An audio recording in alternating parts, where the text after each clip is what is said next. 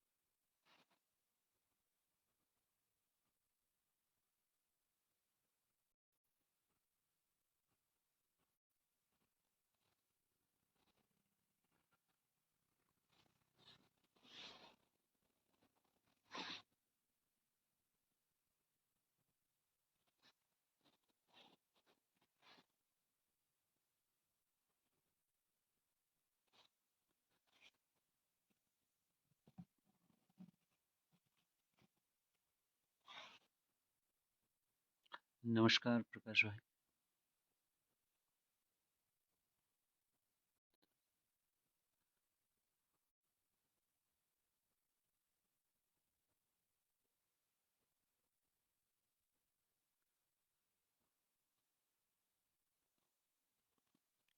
नमस्कार विनोद भाई। प्रणाम सुमेधा जी।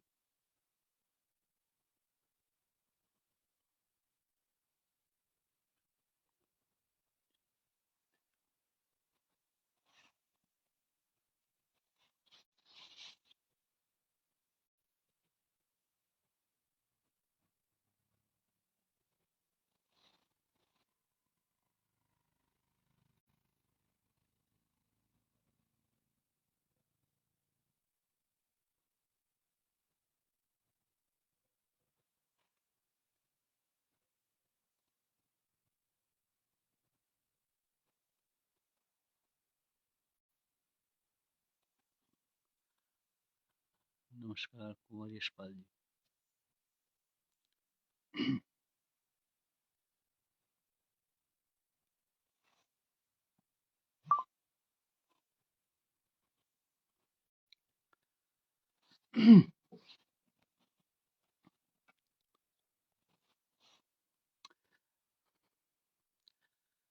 नमस्कार साथियों।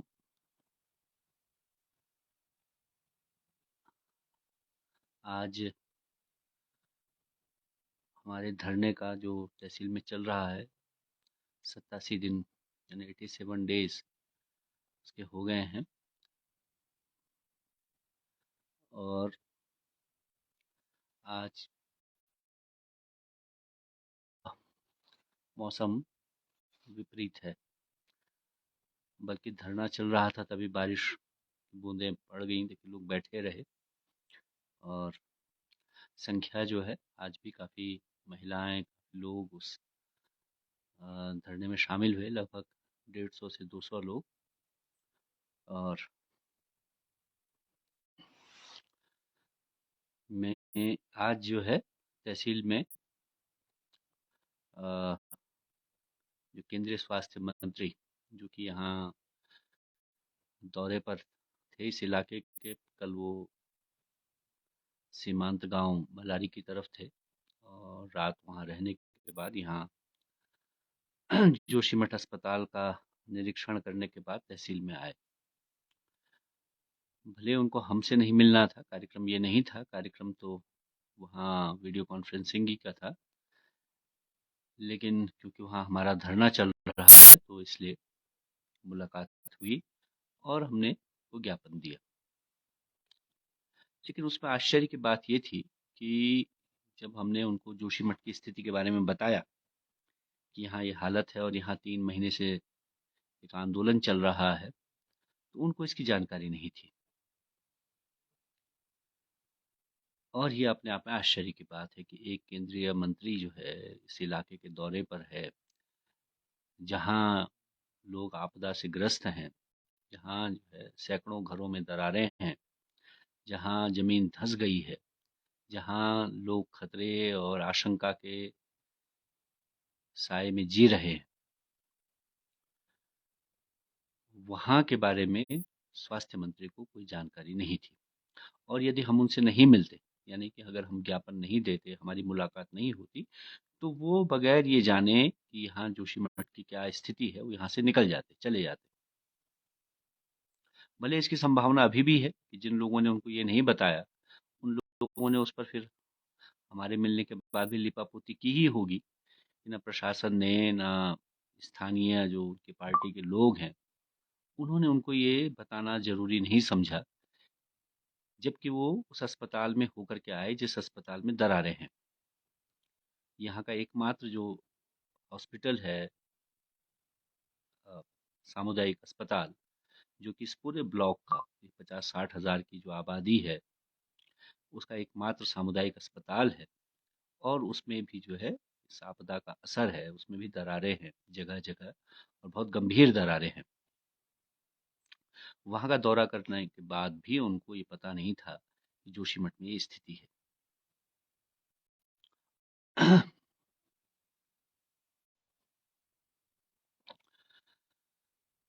जिस अस्पताल का उन्होंने दौरा किया उसकी हालत बहुत ख़राब है।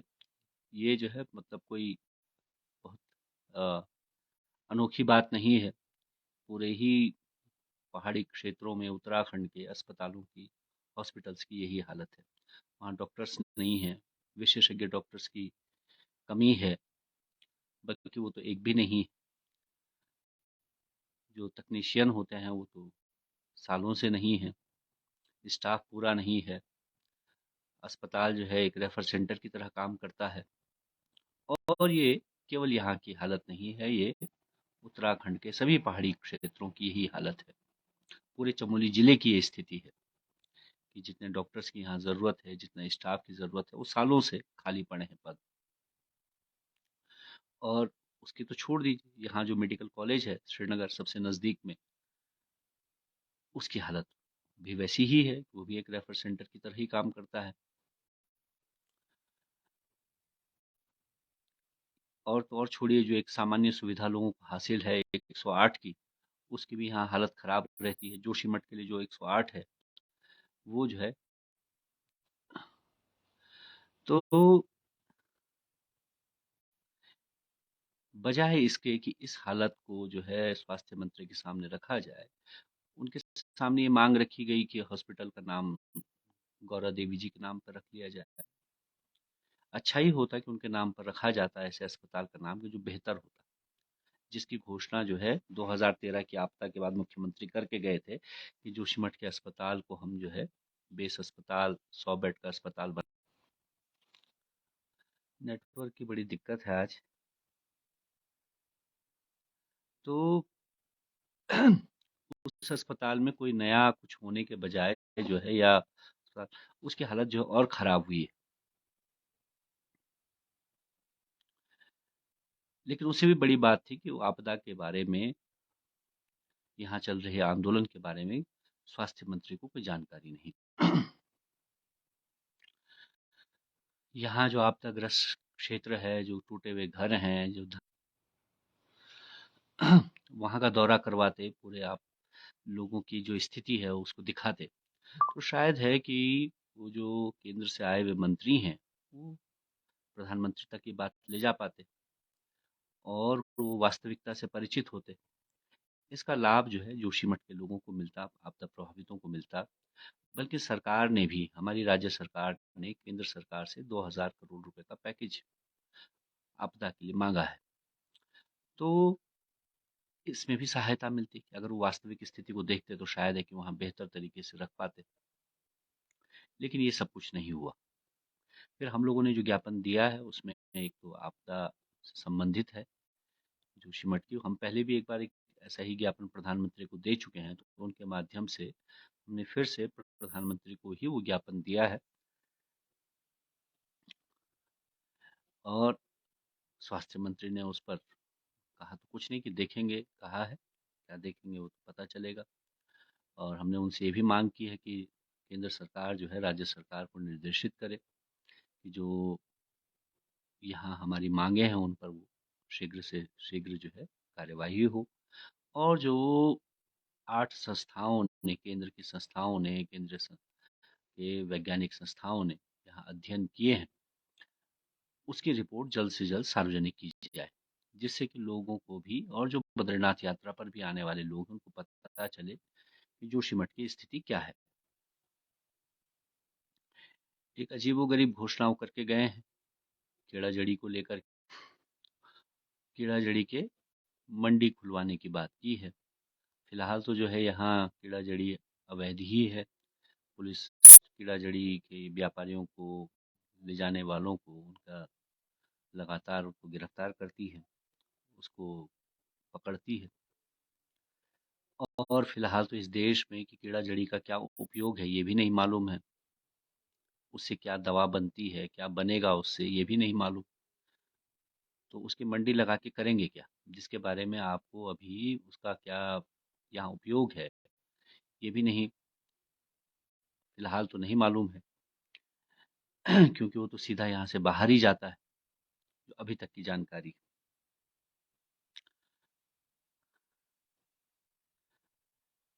इसके अलावा जो है खबर ये भी है कि मैंने आज फेसबुक पर भी पोस्ट किया है, और ये लगातार जो है जोशीमठ में दरारों का सिलसिला बढ़ा ही है, यानी जो पुरानी दरारें थी वो और ज़्यादा चौड़ी हुई हैं और ज़्यादा उनका फैलाव उसमें हुआ है, और ये गंभीर होता जा रहा है। और जितनी ये चीज़ें गंभीर हो रही हैं, सरकार का रवैया इसमें और ज़्यादा लापरवाही वाला हो रहा है। जहाँ तक लोगों के मुआवजे का भी सवाल है, जो घोषणा भी हुई है या जिसमें कुछ मिला भी है, वो प्रक्रिया भी और जटिल और लंबी होती चली जा रही है, जिससे लोगों के सामने जो है भविष्य जो है और भी ज़्यादा उसकी अ, उसका संकट है, क्या आगे होगा, आशंका है क्या हो, उनके सामने वो आगे कैसे घर बनाएंगे, क्योंकि घर बनाने के लिए जिस जमीन की आवश्यकता है उस पर अभी तक कोई फैसला नहीं हुआ, और जोशीमठ की क्या स्थिति है, क्या इसकी सुरक्षा असुरक्षा को लेकर के भी जो रिपोर्ट है वो भी सार्वजनिक नहीं की जा रही है। तो इस तरह से जो है ये जैसे जैसे दिन बीत रहे हैं, संकट और भी ज़्यादा गहरा, और भी ज़्यादा उसका फैलाव और भी ज़्यादा गंभीर हो रहा है। आज हमारे आंदोलन ही को जो है, जो धरना ही चल रहा है, इसी को 87 दिन हो गए, 87 डेज, यानी कि 2-3 दिन बाद जो है 3 महीना इसका हो जाएगा। वैसे अगर हम पीछे से गिने, जब से हम लोगों ने कहना शुरू किया, मतलब जब पहला प्रदर्शन हुआ यहाँ 24 दिसंबर को 2022, तब से अगर देखें तो और ज़्यादा दिन हो गए, और अगर उससे भी पहले जाएं तो 14 महीने, 15 महीने, नवंबर से अगर गिने 2021 की, और सरकार का जो रवैया है। एसडीआरएफ की टीम जो है यहाँ लगातार बनी हुई है, तपोवन में उनकी पूरी कंपनी वहाँ दिखाई दे रही है। उससे तो यही लगता है कि स्थिति गंभीर है, और उसकी गंभीरता सरकार समझ रही है कि कभी भी कुछ हो सकता है। लेकिन जो है जमीन पर यहाँ लोगों के बीच में जो प्रभावित हैं, उनके लिए क्या किया जाना है, उनके लिए क्या नीति बननी है, उस बारे में कहीं कोई पहल होती हुई नहीं दिखाई दे रही है। तो लेकिन क्योंकि समस्या इतनी गंभीर है, लोग इतने प्रभावित हैं, लोग इतने परेशान हैं, इसलिए आंदोलन भी अपने आप में उसकी जो निरंतरता है, उसकी जो गति है वो बनी हुई है। जबकि जोशीमठ में बहुत सारे अन्य कार्यक्रम हैं, इसी बीच रामलीला भी चल रही है, लोग वहाँ भी इंगेज होते हैं, लेकिन उसके बावजूद आंदोलन में भी लोगों की सक्रियता है। क्योंकि लोगों को पता है कि ये जो संकट है ये धीरे धीरे और बढ़ेगा। इसीलिए हमने इस बात की घोषणा की है कि अगर जो है सरकार जल्दी कोई फैसला नहीं लेती, तो बद्रीनाथ यात्रा से पूर्व हम लोगों को कोई कठोर और उग्र फैसले लेने पड़ेंगे, और इसकी हमने चेतावनी दी हुई है। और कल परसों में हम लिखित में भी इस पर ज्ञापन दे रहे हैं, लिखित में भी चेतावनी जारी कर रहे हैं कि अगर सरकार इस पर कोई फैसला नहीं करती तो हमको मजबूरन चक्का जाम और बाजार बंद जैसे कार्यवाहियों की तरफ जाना पड़ेगा, जिसकी संपूर्ण जिम्मेदारी सरकार की ही होगी। क्योंकि लोकतंत्र में इस तरह की जिद, इस तरह का अहंकार, ये ठीक नहीं है। सत्ता आज है कल नहीं रहेगी, लेकिन इस सत्ता के अहम में और न झुकने की अकड़ में आप जो है जनता का नुकसान कर रहे हैं और हमारा भी, मतलब प्रभावितों का भी और उत्तराखंड की आम जनता का भी, क्योंकि उसी का पैसा जो है यहाँ लग रहा है और आप अनर्गल पैसा बहा रहे हैं, जो कि ठीक नहीं है। जिस पर कि हमने बार-बार चेतावनी दी है कि इसको जो है इस खर्चे को कम किया जा सकता था और उससे आपदा प्रभावितों की मदद की जा सकती थी। आपने धामी साहब ने एक ट्रक 3-4-5 दिन पहले देहरादून से रवाना किया था। फिलहाल तो वो जो है 300 किलोमीटर का रास्ता 4 दिन में तय कर नहीं पाया है। कहाँ जा रहा है और क्यों आ रहा है? उसकी ज़रूरत क्या है यहाँ? लेकिन लोग फेसबुक पर सवाल पूछ रहे हैं कि धामी साहब, आपने एक ट्रक को हरी झंडी दिखाई थी 4-5 दिन पहले। देहरादून से जोशीमठ का सफ़र जो है ज़्यादा लंबा नहीं है, 300 किलोमीटर है, 2 दिन में कवर हो ही जाता है, अगर बहुत भारी सामान भी हो तब भी। तो ये इस तरह का मज़ाक जो लोगों के साथ किया जा रहा है, ये ठीक नहीं है और सरकार को इस पर जल्द से जल्द प्रभावितों के सवालों पर, उनकी मांगों पर, उनके पुनर्वास विस्थापन पर फैसला लेना चाहिए। यही हमारी आज की बात है और जो हमने ज्ञापन दिया है वो हमने फेसबुक पर और ट्विटर पर डाला है। आप सबका बहुत बहुत धन्यवाद बने रहने के लिए, लगातार सहयोग के लिए, और आपका ये सहयोग ही हमारा हौसला, हमारी हिम्मत को बढ़ाता है। इसके लिए आप सब लोगों का आभार है, धन्यवाद है और ये भी आपसे अपेक्षा है, अपील है कि इसको ज़्यादा से ज़्यादा लोगों तक पहुँचाने के लिए शेयर करेंगे। आपका धन्यवाद।